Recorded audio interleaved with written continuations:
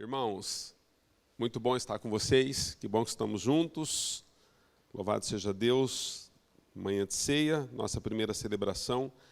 Quero falar com vocês a respeito de um aspecto da cidade hoje. Às vezes nós pensamos tanto em nós, né? A maioria das palavras que nós buscamos em Deus quase sempre tem a ver conosco. Nós ficamos assim em busca do versículo perfeito, do versículo que casa, do versículo que responde. Mas eu quero falar um pouquinho sobre a nossa cidade com você hoje. Eu tenho orado muito por Presidente Prudente. Quantos têm orado por Prudente? Deveria orar mais. Amém? Se você não tem orado, a nossa cidade tem muitos desafios.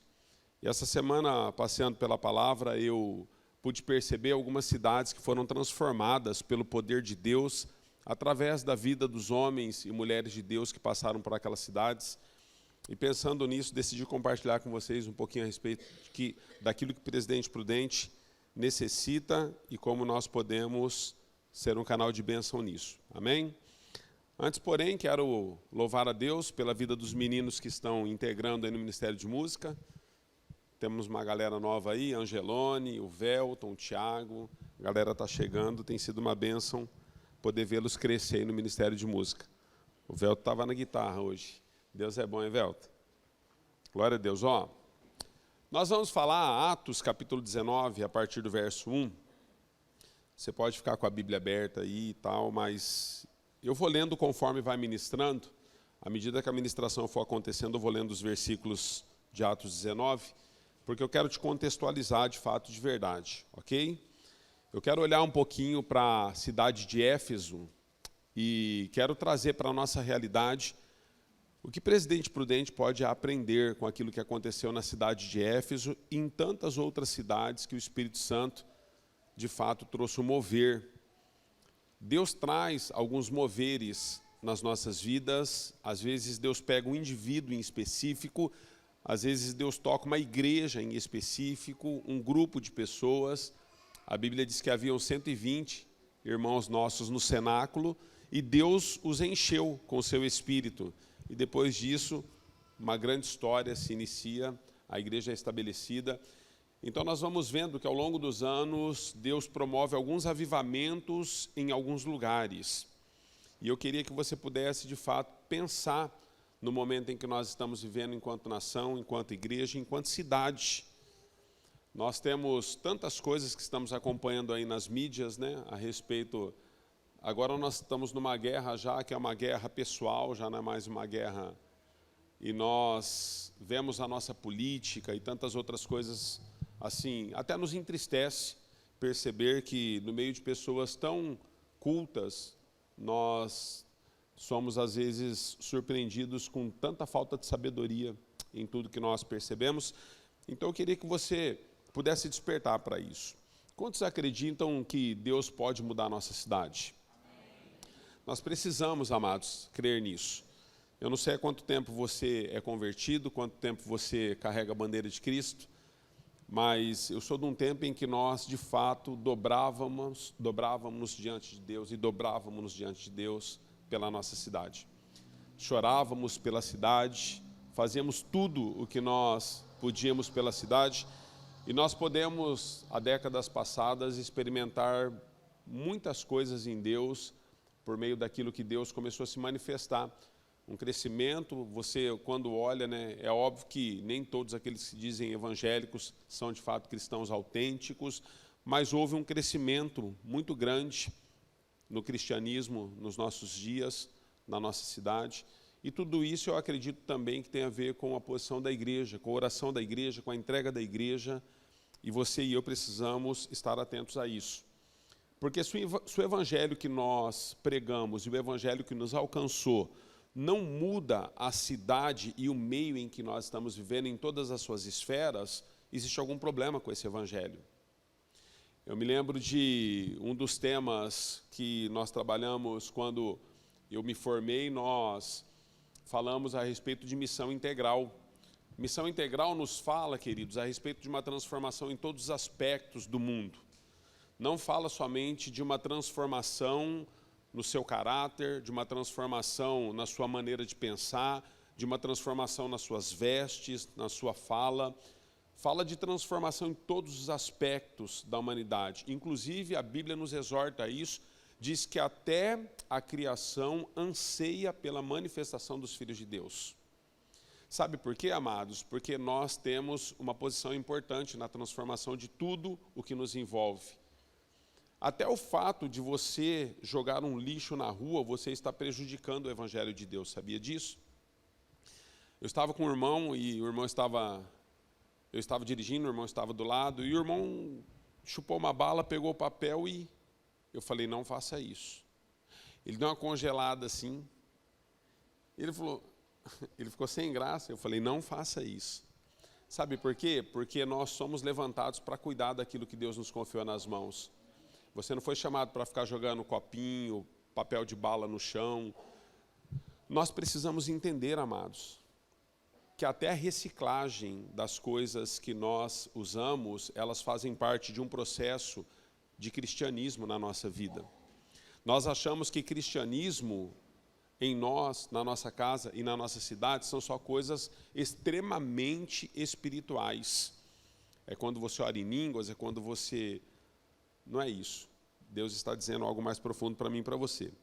Então eu quero falar um pouquinho a respeito de como a cidade de Éfeso foi transformada na maneira social, cultural, saúde, educação, esporte, segurança, economia, política. Queridos, a cidade foi completamente transformada por uma ação de algumas pessoas que se posicionaram naquilo que Deus estava fazendo. Então, começando ali pela cidade de Éfeso, porque nós vamos ver isso no capítulo 19 aí, eu quero dar alguns aspectos dessa cidade para você. Éfeso, na verdade, era a antiga capital da Ásia Menor, a segunda cidade mais importante do Império Romano. Estima-se que havia cerca de 400 mil habitantes na cidade de Éfeso. População formada por intelectuais, mercadores, pessoas de posses e escravos. Uma cidade portuária conhecida como centro religioso de adoração a Atenas ou a grande Diana dos Efésios. Uma cidade muito idólatra, extremamente idólatra, essa cidade era conhecida. Uma cidade com uma cultura e um comércio extremamente forte para a sua época.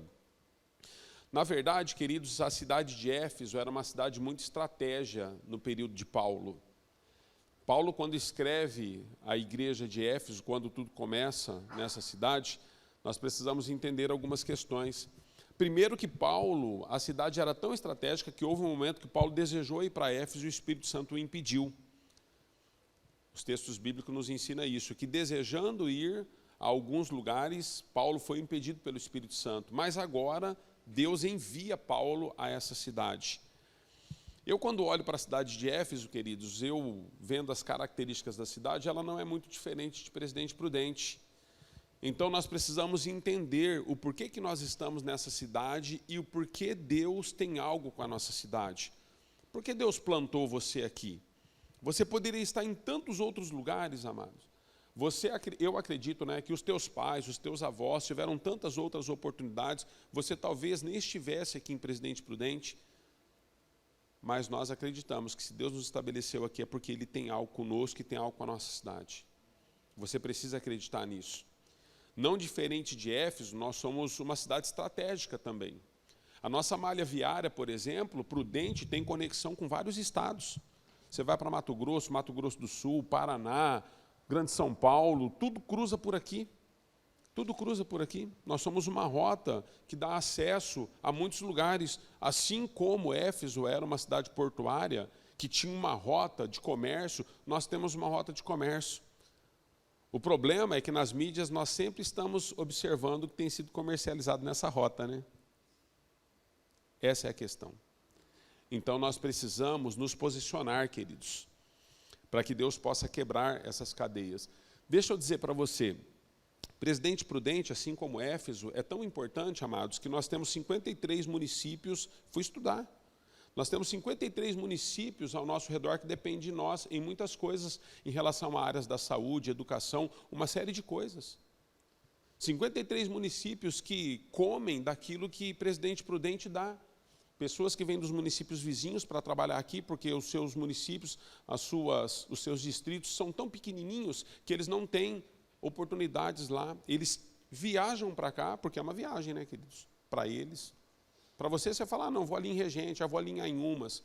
Mas para eles, todos os dias. Pensa você montar num ônibus todos os dias e ter que se deslocar para cá para poder voltar para casa e trazer sustento.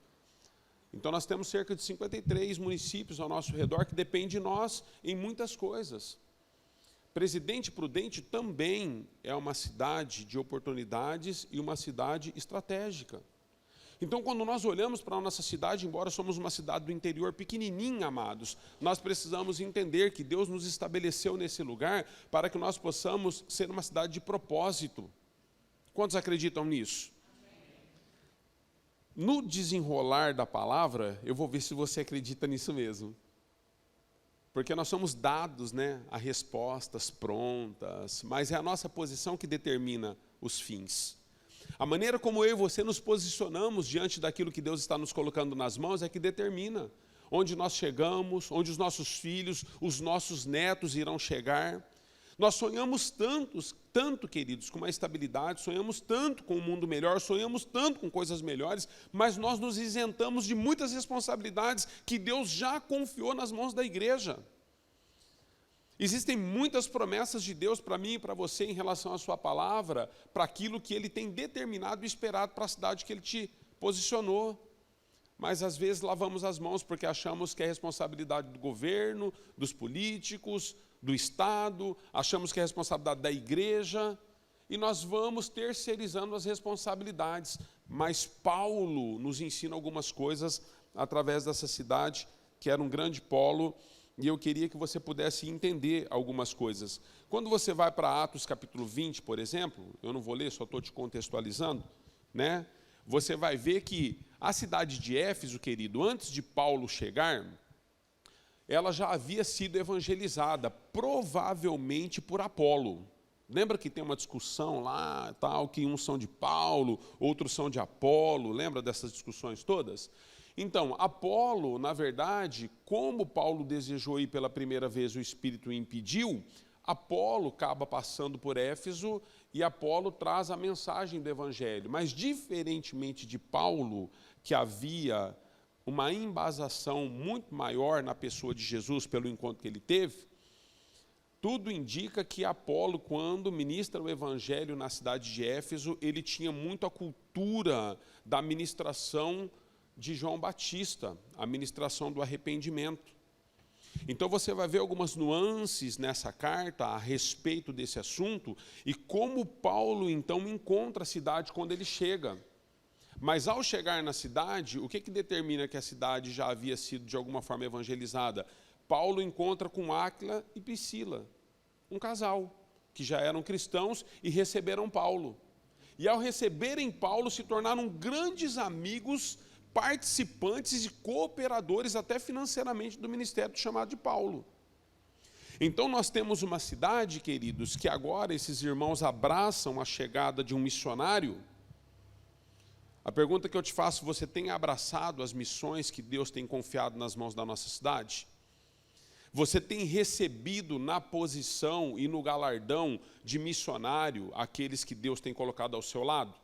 Pessoas que têm tentado trabalhar no seu casamento, pessoas que têm tentado trabalhar nas suas finanças, trabalhar no seu caráter, trabalhar naquilo que você tem como chamado, como vocação, pessoas que têm colocado o dedo em feridas das quais você não gosta que sejam muitas vezes expostas. Mas essas pessoas têm sido colocadas nas nossas vidas, amados, para que nós possamos entender e aprender a respeito da perfeita, boa e agradável vontade de Deus, para que nós possamos cumprir um propósito com excelência, dentro do nosso chamado, dentro da nossa vocação. Áquila e Priscila recebem Paulo, e ao recebê-lo na posição de um enviado de Deus, inicia um trabalho de transformação tremendo na sua cidade. O texto, nós vamos passear pelo texto já, mas os textos nos indicam que Paulo fica ali por 3 anos. Durante 2 anos, amados, ele fica ministrando numa escola. Ele usa a escola de Tirano para poder ministrar as pessoas, e ele ministrava as pessoas diariamente. Diga comigo, diariamente. Muitos de nós acreditamos, e por isso que eu disse para você, será que você de fato acredita na transformação da nossa cidade? Muitos de nós falamos a respeito da transformação da cidade, mas nós falamos de Jesus uma vez por mês. Compartilhamos da palavra a cada 60 dias. Paulo estava diariamente ensinando os irmãos. Então, eu queria que você pudesse entender que Deus trouxe um avivamento naquela cidade. Os estudos nos indicam, queridos, que cerca mais ou menos de 30 a 50 mil conversões a Jesus Cristo em 3 anos. Já pensou? Uma igreja que nasce e em 3 anos ela chega a quase 50 mil convertidos. Ah, pastor, mas era lá na igreja primitiva, lá quando tudo começou, era lá na época de Paulo. Não, queridos. Deus ainda continua trazendo avivamento em alguns lugares remotos que às vezes eu e você sequer sabemos, porque guardadas suas devidas proporções, quando nós pegamos por porcentagem, às vezes falamos em 30, 50, 70 mil convertidos, igrejas de 20, de 30 mil, mas quando você olha, por exemplo, para cidades que são pequeninas, você pega uma cidade com 5 mil habitantes, por exemplo, se você tem lá 400 convertidos para Presidente Prudente, a gente fala, nossa, essa igreja não é uma igreja, 400. Mas você olha para uma cidade de 3 mil pessoas, 400 pessoas convertidas, é um avivamento, queridos. É um avivamento. Em Gales, queridos, em 1904 a 1906, houve um grande avivamento.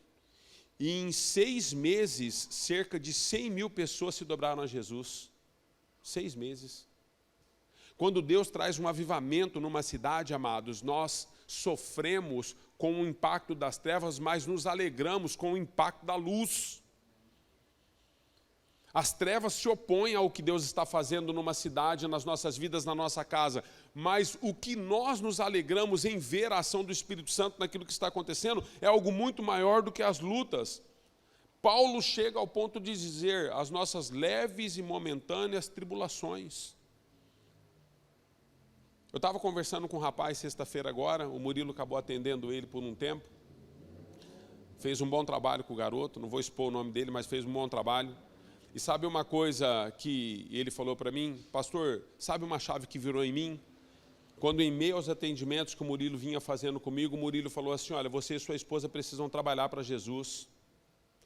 Porque a maioria das coisas que vocês estão envolvidas, essa dor, tudo isso que vocês carregam, é porque vocês não servem.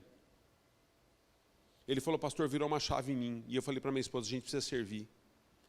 Porque nós ficamos ao entorno da nossa dor, da nossa vã maneira de pensar, e nós achamos que tudo gira em torno do nosso umbigo.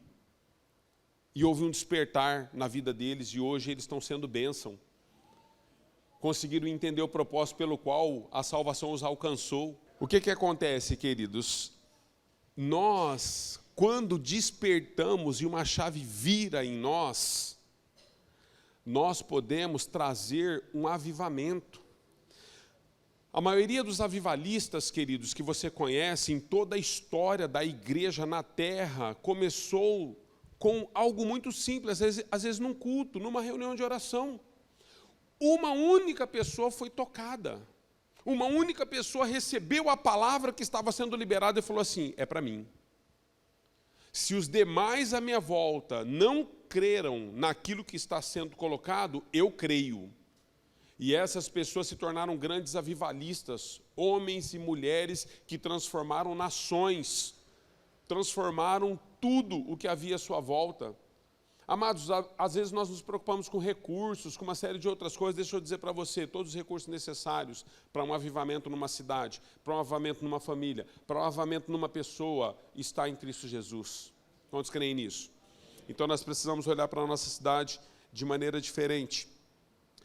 Eu queria que você pudesse perceber algumas coisas. Eu tive avaliando alguns pontos dos quais nós lidamos muito com os atendimentos que fazemos, e comecei a questionar algumas coisas pensando nesse assunto, e fui buscar no IBGE lá. Deixa eu dizer para você, nos últimos 3 anos, o desejo, Presidente Prudente, tá? Presidente Prudente, o desejo dos casais em, de fato, ratificar o casamento, ou seja, ir no cartório, casar legalmente, caiu em 3%. Parece que não é nada, queridos, mas 3%, nós somos em 200 e poucos mil habitantes. 3% da população é um número bastante significativo das alianças que eram estabelecidas, e hoje as pessoas estão desejando 3% menos o desejo de casar-se legalmente. E sabe quanto que cresceu o número de divórcios nos últimos 2, 3 anos em Presidente Prudente? 4,9%. Então nós temos uma diminuição de 3% no desejo de casar-se e temos um aumento de 4,9% nos divórcios. Se você é de exatas, 4 e 9 com 3, 7 e 9, né, queridos? Nós estamos, ou deveríamos, né, estar preocupados com isso. Nós deveríamos estar preocupados com isso. Você sabe por quê? Porque o que a igreja chamava de casamento lá no passado, hoje a igreja dos nossos dias chama de união estável, chama de tamo junto, chama de a gente se ama. A igreja tratava isso como aliança e casamento, mas hoje nós tratamos como contrato. Nós juntamos os panos, queridos. É que eu sou homem, mas se eu fosse mulher, eu não me dava a isso nunca, nunca, nunca. Conhecendo a palavra como conheço, queridos, eu não me daria a isso nunca. Não, aqui é assim, tem que casar. Porque nós estamos contra um sistema, queridos. Um sistema que tem tentado destruir a nossa cidade, que tem trazido falência nas famílias. Deixa eu te fazer uma pergunta. Quando os seus filhos, os seus netos olharem para você, o que eles vão pensar a respeito da aliança? Porque a aliança, queridos, é algo que Deus estabeleceu num relacionamento dele para com o homem desde a eternidade. Mas quando nós nos posicionamos assim diante da sociedade, sabe o que nós estamos fazendo com a nossa cidade? Não, está tudo certo. Não é bem assim. É que o pastor é radical. Ixi, é que o pastor é muito santo, né? Se ele erguer a mão, Deus puxa. Não é isso, queridos. Nós precisamos entender, se nós desejamos ganhar a nossa cidade para uma transformação, nós precisamos obedecer os princípios. E isso aqui é índice do IBGE, queridos. Fiquei tão triste quando eu vi isso aqui. Sabe por quê? Porque a igreja não foi levantada para isso. A igreja foi levantada para se posicionar em todas as esferas e as áreas da cidade, daquilo que Deus nos colocou. Eu quero falar com você rapidamente a respeito de alguns princípios que nós aprendemos com esse momento na cidade de Éfeso. Primeiro princípio, quando Paulo chega na cidade, Paulo encontra alguns discípulos. Diga comigo, discípulos. Vamos acordar, discípulos. Ok. Verso 1 a 7, Atos capítulo 19. Verso 1 a 7 de Atos 19 diz que Paulo, chegando em Éfeso, ele encontra alguns discípulos do Senhor. Os caras já eram discípulos do Senhor, mas eles não conheciam o Espírito Santo. Então, o primeiro princípio que a Bíblia me ensina a respeito desse momento de avivamento na cidade de Éfeso: nós precisamos ser discípulos cheios do Espírito Santo. Sabe por que não existe transformação na sua vida e na onde você às vezes coloca as mãos? Sabe por que não existe transformação na cidade que estamos estabelecidos? Sabe por que não existe transformação social por onde passamos? Porque nós não estamos cheios do Espírito Santo. Não conhecemos o Espírito Santo. Paulo faz uma pergunta do versículo 1 ao versículo 7. Não estou com tempo de ler por causa da ceia, mas está aí na Bíblia, você pode ler em casa. Paulo pergunta para ele: vocês conhecem o Espírito Santo? Ele falou assim: não sabemos, não recebemos, não sabemos, não conhecemos. Nem sabíamos a respeito desse assunto. E a Bíblia nos diz no verso 7 que eles eram 12 homens. Queridos, nós estamos com 12 discípulos, porque esse é o primeiro encontro que Paulo tem com esses irmãos. Mas quantos outros discípulos que se dizem discípulos, mas não conhecem o Espírito Santo? Nós recebemos o Espírito Santo, amados. Quando o nosso nome foi escrito no livro da vida, houve um batismo no Espírito. O Espírito Santo nos habita, porque à medida que Jesus nos alcançou, o nosso nome escrito no livro da vida, agora nós temos o Espírito Santo, somos casa onde Deus habita, templo do Espírito Santo. Mas deixa eu dizer algo para você, é possível você carregar o Espírito Santo sem conhecê-lo. Porque eles eram discípulos e não conheciam. Nós tratamos o Espírito Santo como uma força, como uma divindade, tratamos como uma energia, nós tratamos o Espírito Santo como dons. O Espírito Santo não é só dons, queridos. O Espírito Santo é uma pessoa, ele é a Trindade, ele é o próprio Deus. Nós valorizamos tanto Deus, valorizamos tanto Jesus, mas nós não valorizamos o Espírito Santo. Porque nós tratamos o Espírito Santo como se fosse somente dons, e o Espírito Santo não é só isso. Paulo pergunta para esses irmãos amados, queridos, vocês conhecem, vocês receberam o Espírito Santo? E eles disseram não, não sabemos e não conhecemos. Como você se relaciona com o Espírito Santo se você deseja que a cidade precisa ser transformada?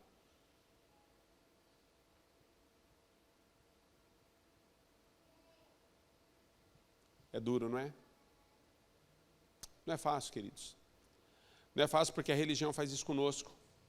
A religião nos coloca num meio que às vezes nós nos sentimos muito bem acolhidos e nós limitamos a nossa vida espiritual e a nossa vida nova em Cristo Jesus a relacionamentos e a bem-estar, a dons, a poder. Os dons e os poderes são bons, necessários inclusive, mas a pessoa do Espírito Santo. Deixa eu te fazer uma pergunta, você está cheio do Espírito Santo? Eu não quero saber se você teve uma experiência lá quando você fez um encontro com Deus. Não quero saber se você teve uma experiência quando você estava lá na célula. Se você teve uma experiência quando o louvor tocou aqui, que seus pelos do braço arrepiou, se é que você tem pelo no braço. Não é isso, queridos. Estou perguntando para você, hoje, agora, você está cheio do Espírito Santo? O Espírito Santo, de fato, está transbordando a sua vida? Ao ponto de você sair por essa porta e desejar falar até para os postes de iluminação que Jesus é bom?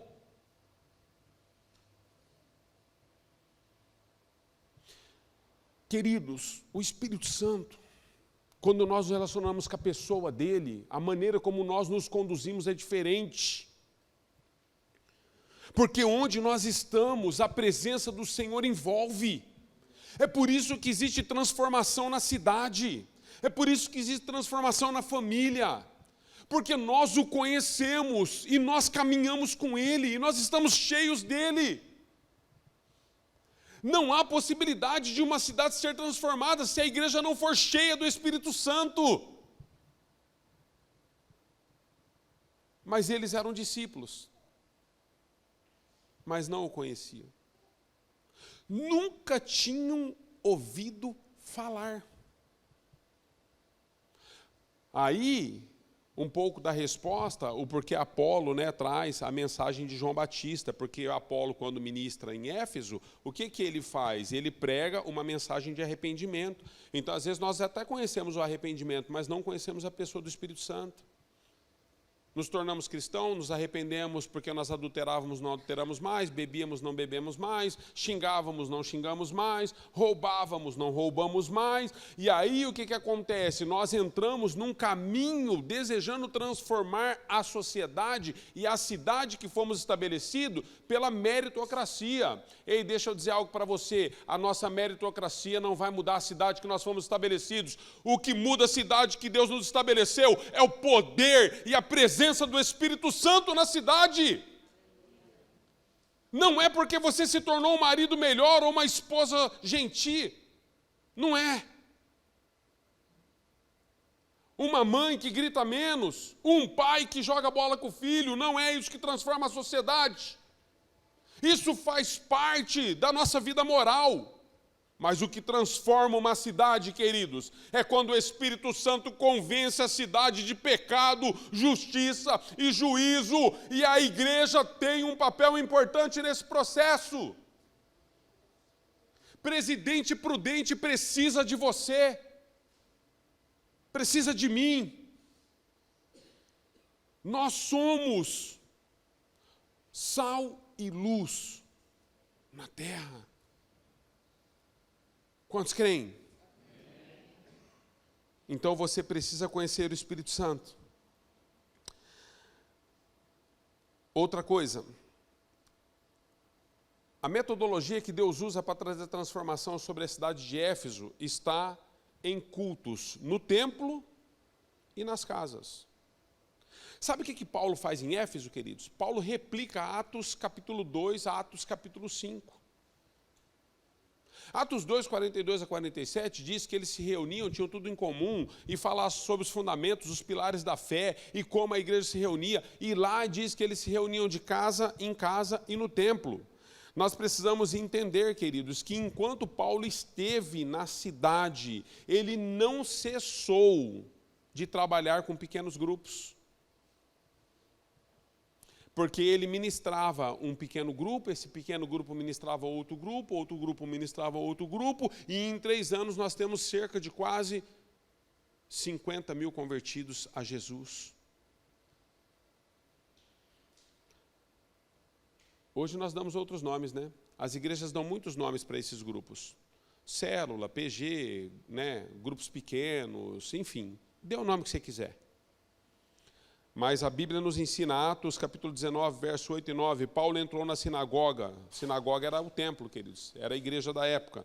Paulo entrou na sinagoga com liberdade durante 3 meses, argumentando convincentemente acerca do reino de Deus. Mas alguns deles se endureceram e se recusaram a crer e começaram a falar mal do caminho diante da multidão. Paulo então afastou-se deles, tomando consigo os discípulos, passou a ensinar, diga comigo, diariamente. Passou a ensinar diariamente na escola de Tirano. Deixa eu dizer para você. Os pequenos grupos, queridos, eles precisam ser ensinados não somente no dia que nós nos reunimos. Alguns de nós entendemos que as células são assim. Ah, você foi terça-feira na célula? Ah, você foi quarta-feira na célula? E aí a gente limita na terça e na quarta. Paulo ensinava essa galera diariamente. Eles se reuniam na terça na célula, mas durante a semana eles tinham algum tipo de discipulado, algum nível de compreensão mais profunda teologicamente, eles ensinavam caminhos a respeito de todos os aspectos da vida, educação de filhos, educação no casamento, educação financeira, cuidado com o corpo. É assim, queridos, a igreja é assim. Se nós desejamos ganhar uma cidade para Deus, e Deus nos confiou uma cidade nas mãos, nós precisamos entender os princípios e os propósitos. Então, lá no início da ministração, eu perguntei se você de fato entendia o que Deus está nos chamando para ser e fazendo em Presidente Prudente, e se a cidade pode ser transformada. Você disse que sim. Então deixa eu te fazer uma pergunta. A sua casa está aberta para uma célula? Ou seus móveis são intocáveis? Ou a pintura da parede da sua casa vale mais do que uma vida salva? Onde nós chegamos, queridos? Nós usamos uma roupagem de avivamento, mas nós estamos longe de sermos avivalistas. As coisas não podem ser mais importantes do que vidas. Lógico que eu não quero que ninguém vá lá na sua casa e destrua a sua casa. Precisa haver critérios, mas é possível colocar critérios e estabelecer bons critérios, mas nós cumprirmos o propósito.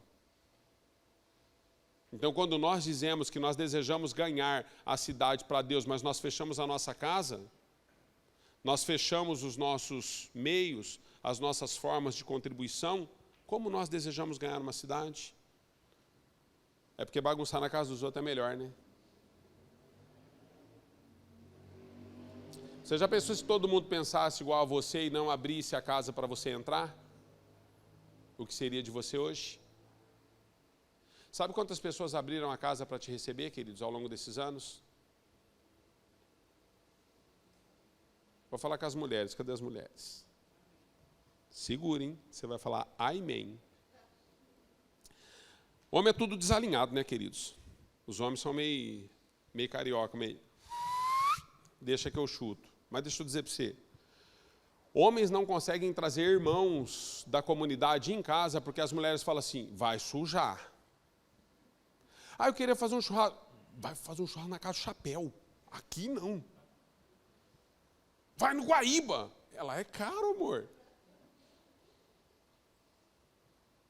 Vai no espetinho, então, eles falam. A gente não pode levar um amigo em casa, queridos, porque a mulher diz, não, aqui vai sujar tudo. Aí é um discípulo que você está trabalhando com a vida dele, você não pode comer uma carne com o cara. Está entendendo, irmã? Mas você está dizendo que você quer ganhar a cidade. Agora, sabe o que acontece, irmã? Deixa eu dizer algo para você. Quando esse cavernoso que está do seu lado aí começa a dar trabalho, sabe qual é a primeira pessoa a quem você recorre? Os líderes. A igreja, que você não quer receber na sua casa.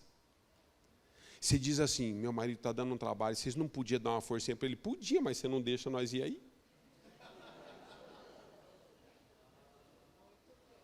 Agora é hora dos homens falar assim, fala Deus. Eita glória! Vamos falar com os homens para elas não ficarem tristes, né? Querido, a sua mulher não tem condição de sair para tomar um café com as irmãs da igreja. Sabe por que ela não pode tomar um café com as irmãs da igreja? Porque ela tem que ficar com o umbigo colado lá para deixar tudo em ordem para você em todo o tempo. Então, todas as coisas na sua casa são prioridade e não existe uma prioridade para ela cuidar da vida espiritual dela com outras. Porque você é possessivo. Porque você acha que a sua mulher, ela tem que... Que isso, queridos? Deixa a sua mulher ir discipular, deixa ela ser discipulada. Deixa ela ir abençoar vidas. Ah, mas vai na oração e o meu café? Faz jejum, miserável. Mas incentiva sua esposa a orar. Incentiva, fala, nós precisamos mudar uma cidade, amor, vai lá orar.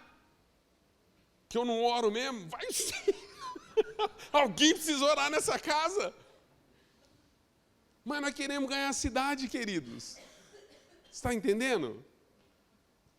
Nós precisamos aprender diariamente. Paulo se reunia com essa galera diariamente, queridos.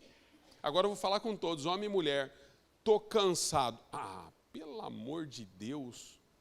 Nós estamos chamando você para pregar o evangelho, não é para carregar pedra, não. Estou cansado. Estou chamando você para fazer mudança, enxelagem. Estou chamando você para falar de Jesus. Paulo era incansável, queridos, diariamente em Éfeso, diariamente. Ele ministrava as pessoas.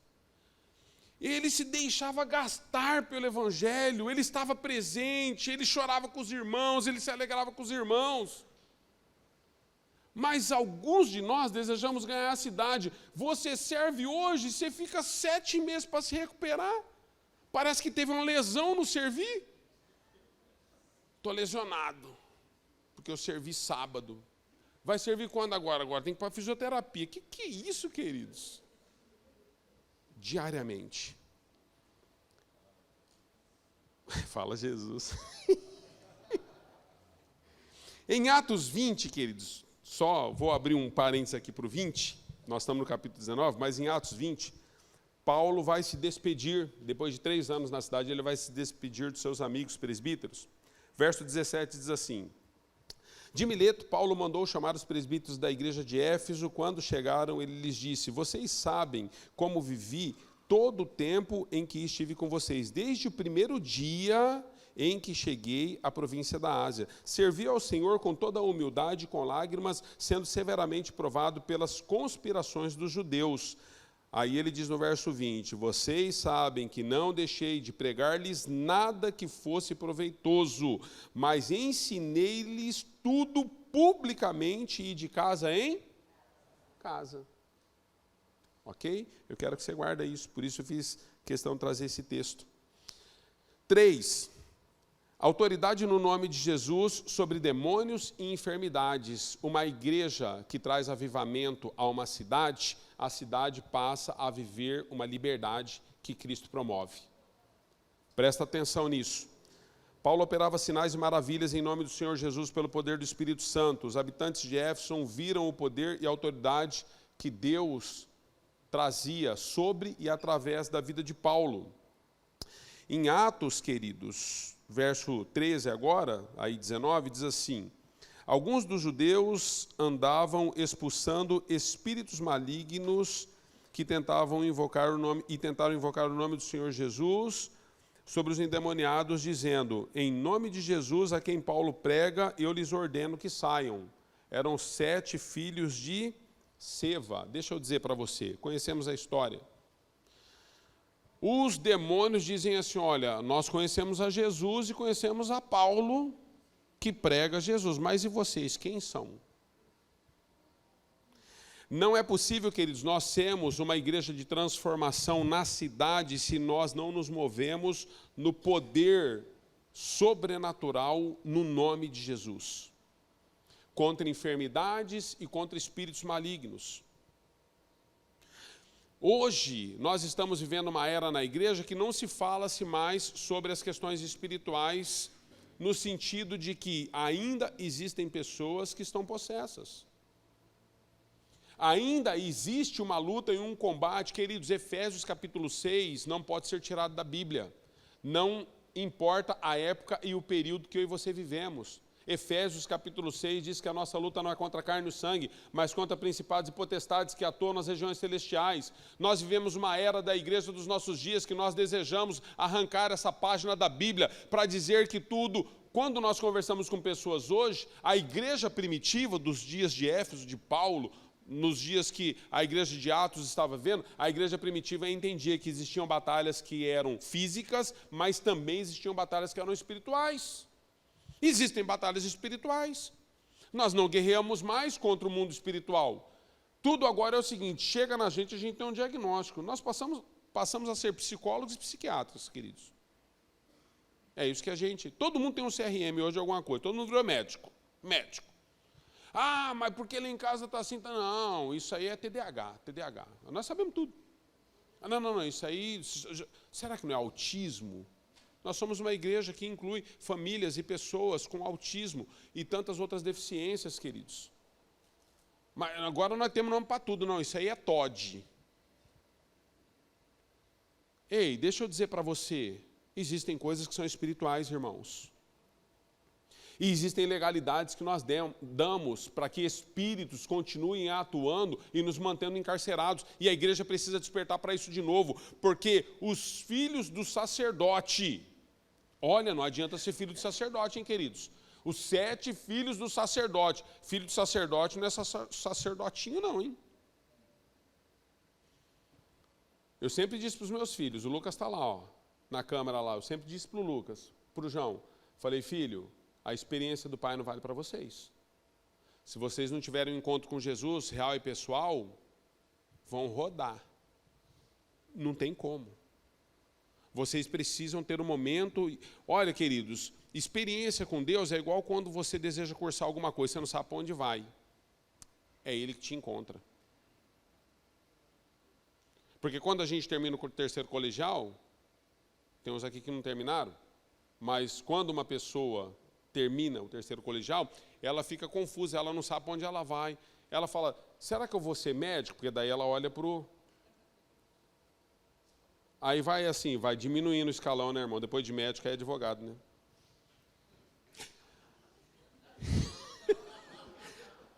Vou até tomar água agora. Meu amigo rico. Será que eu vou ser advogado? Aí você vai diminuindo, né? Será que eu faço direito? Porque você vai vendo os valores. No fim, querido, você vê que você não gosta nada disso. Aí você vira publicitário mesmo. Porque você fala, sobrou isso aqui, vai isso aqui mesmo, é o que eu gosto, mexer com o celular. Deixa eu dizer para você, hoje nós damos nome para tudo, mas ainda existe um mundo espiritual que nós precisamos lutar contra eles. Os filhos do sacerdote tiveram problema. Ó, espia. Começou. Para dizer para mim que está acabando. Não, e está mesmo. Eu vou para o último, então.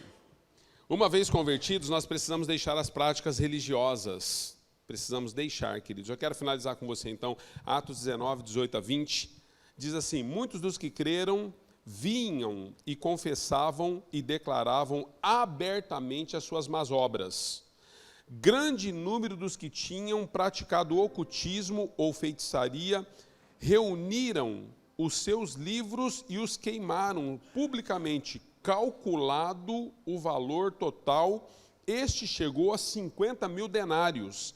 Dessa maneira, a palavra do Senhor muito se difundia e se fortalecia. Ei, deixa eu dizer algo para você.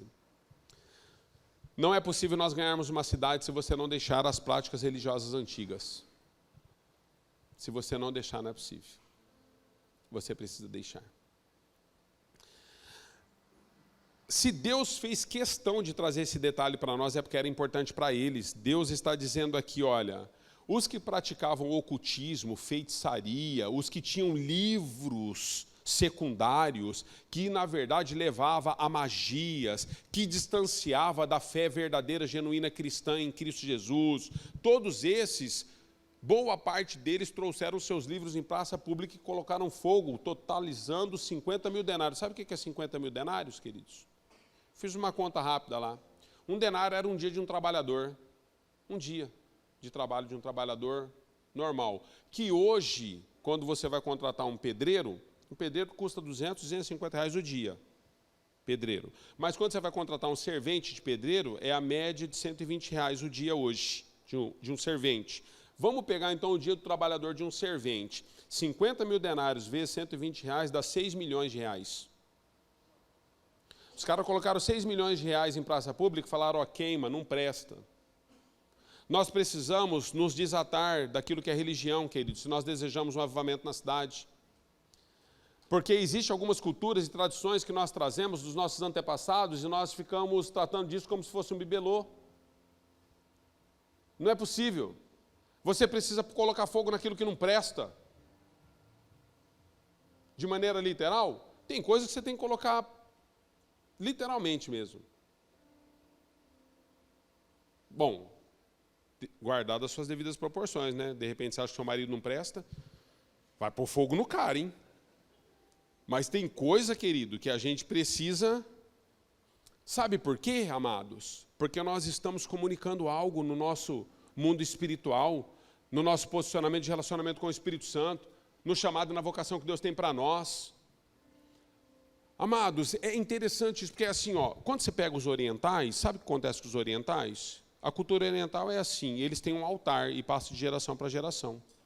Então, os mais velhos, o que eles fazem? À medida que vai emancipando os mais novos, eles entregam esse pequeno altar que fica dentro da casa.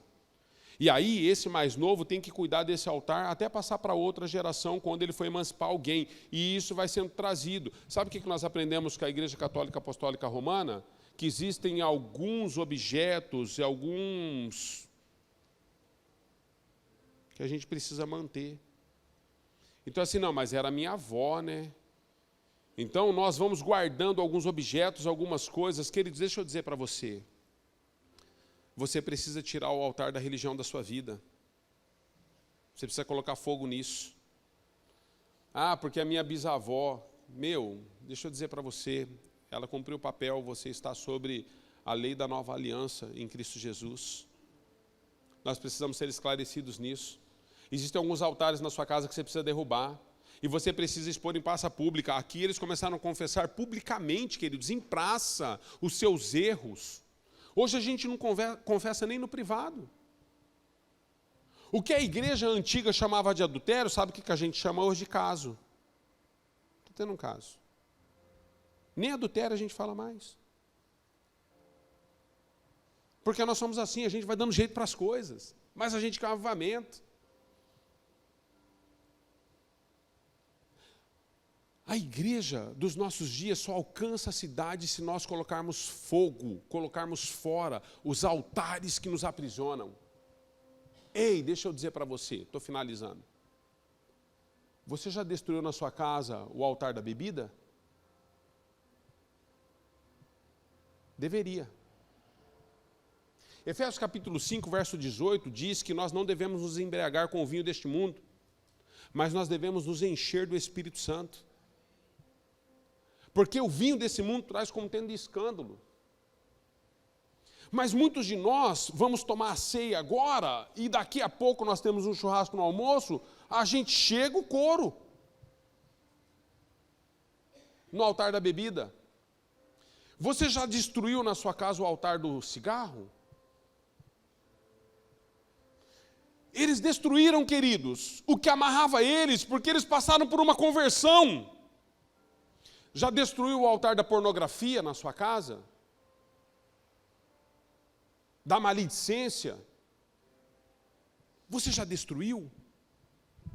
Coloca fogo nisso, querido, querida. É isso que impede a nossa cidade de viver um avivamento. Altares que precisam ser derribados. A falta de educação. A falta de amor próprio. Eu estou com os irmãos que estão tudo estrupiado, queridos, fisicamente, mas você vê o cara comendo, ele parece um troglodita. Derruba esse altar da glutonaria em nome de Jesus. Está te matando. Olha para si, cuida de si. Vai fazer alguma coisa útil. Altares. Mas nós queremos ganhar a cidade. Ó, pastor, tá vendo? 50, filho, dando seta. Às vezes pro lado contrário, né? Dou seta para cá, vira para lá. Mas dando seta. Precisamos nos cuidar, queridos. Queria que você colocasse em pé, os pais que têm filho no Kids. Na verdade, eu queria pregar para você, que eu tenho coisa com força para falar para você ainda de Éfeso e de nós. Mas a gente vai ter uma segunda celebração. Os pais podem ir ao Kids, buscar as crianças. Nós vamos ceiar. Eu não vou fazer um apelo para você hoje que o Espírito Santo já não tem feito enquanto eu estou ministrando. Mas eu quero finalizar com você dizendo para você o seguinte, antes de passar para o nosso amigo Rico, que vai nos conduzir a ceia, deixa eu dizer para você. Você de fato deseja ganhar a cidade para Jesus? Pense no que você ouviu aqui hoje. Não se ganha uma guerra sem batalhas. Amém? Obrigado, pastor, pela excelente palavra. Falamos sobre cidade, irmão. Cidade é um tema extremamente importante na Bíblia. A gente acha que não, né? Mas quando Deus chama Abraão, ele manda Abraão sair da sua cidade e ele vai em busca da cidade de Deus, peregrinando na terra de Deus em busca da cidade de cima. Quando chega o tempo da lei, Deus manda construir cidades de refúgio para abrigar aqueles que precisavam de um livramento. Quando chegamos na época de Davi, Davi estabelece a capital em Jerusalém e se torna a cidade de Davi, a cidade santa. Quando o povo vai ao exílio, à Babilônia, Deus manda servir a cidade da Babilônia, muito embora fossem estrangeiros lá, servirem com o melhor que tinham dentro dessa terra distante, fazer o melhor pelo local. Quando Deus os traz de volta, traz os nossos irmãos de volta a Jerusalém, Deus manda reconstruir a cidade. Nós, no futuro, habitaremos na cidade que desce do alto. Tim Keller, um pastor norte-americano, faleceu há pouco tempo atrás, igreja presbiteriana em Nova York, um dos maiores missionários urbanos. Ele dizia o seguinte, que os cristãos são chamados a serem uma cidade alternativa dentro de cada cidade terrena, porque é onde o evangelho é propagado. Ele dizia mais, porque ele transformou a cidade de Nova York, ele plantou uma cidade no meio de onde se adora Mamon, em Manhattan, onde o dinheiro é o Deus daquele povo, mas ele plantou uma igreja lá que o mundo inteiro foi ver o que ele estava fazendo. E ele dizia que quando você ganha de 10% a 20% da cidade, algo começa a acontecer. O evangelho se torna visível. Foi um homem que serviu a cidade dele, onde ele estava, e ensinou o mundo a servir a sua cidade também. Todos nós somos chamados a servir a nossa cidade. É aqui que nós vivemos. É isso que Deus deseja, que nós amemos a nossa cidade e a sirvamos com o evangelho. Amém? Momento de ceia, se você nos visita, essa mesa é para todos. Se você está em comunhão com o local que você congrega, você é bem-vindo. Mas sempre um momento que nós precisamos nos lembrar do sacrifício do nosso Senhor. Não é um momento qualquer, é um momento que nós precisamos, de fato, trazer o arrependimento à nossa vida, trazer a presença de Jesus. Jesus está aqui no partir do pão. Quantos creem? Não é apenas um memorial, o próprio Cristo está aqui. É também um memorial, mas a presença de Deus que nos alimenta a fé e nos revigora está aqui também. Diz lá o apóstolo Pedro, na sua primeira carta, capítulo 2, a partir do verso 20. Mas se vocês suportam o sofrimento por terem feito bem, isso é louvável diante de Deus. Por isso que você recebe uma célula na sua casa, apesar do risco na parede. Para isso vocês foram chamados, pois também Cristo sofreu no lugar de vocês, deixando-lhes exemplo, para que sigam os seus passos. Ele não cometeu pecado algum e nenhum engano foi encontrado em sua boca. Quando insultado, ele não revidava. Quando sofria, não fazia ameaças, mas entregava-se àquele que julga com justiça. Ele mesmo levou em seu corpo os nossos pecados, sobre o madeiro, a fim de que morrêssemos para os pecados e vivêssemos para a justiça. Por suas feridas, vocês foram curados, pois vocês eram como ovelhas desgarradas, mas agora se converteram ao pastor e bispo das suas almas. Amém? Um texto maravilhoso. Feche seus olhos, vamos orar. E depois você pode tomar a sua ceia. Senhor, nós te agradecemos por esse texto maravilhoso, Senhor, em que diz que o Senhor é o pastor e bispo das nossas almas. E diz mais que nós nos convertemos a Ti, Senhor. E diz mais que o Senhor se entregou naquele madeiro por nós, morreu a nossa morte, para que nós pudéssemos ter a Tua vida, Senhor. Obrigado, Senhor Jesus, por compartilhar da Tua vida conosco. E nesse momento, Senhor, há mais de 2000 anos, nós nos lembramos do Teu enorme sacrifício. Nós nos lembramos que o Teu corpo foi partido e o Teu corpo é esse pão. Nós nos lembramos, Senhor Jesus, do Teu sangue derramado, que é esse vinho que representa o Teu sangue, Senhor, o Teu precioso sangue, o sangue do Cordeiro, que tira o pecado do mundo. Obrigado, Senhor Jesus, está aqui um povo que continua lembrando de Ti, e pedimos que o Espírito de Cristo esteja em nós, nos fortalecendo mais uma vez. Assim oramos, entregamos tudo em Tuas mãos. Amém e amém. Pode tomar sua ceia, depois nos despediremos.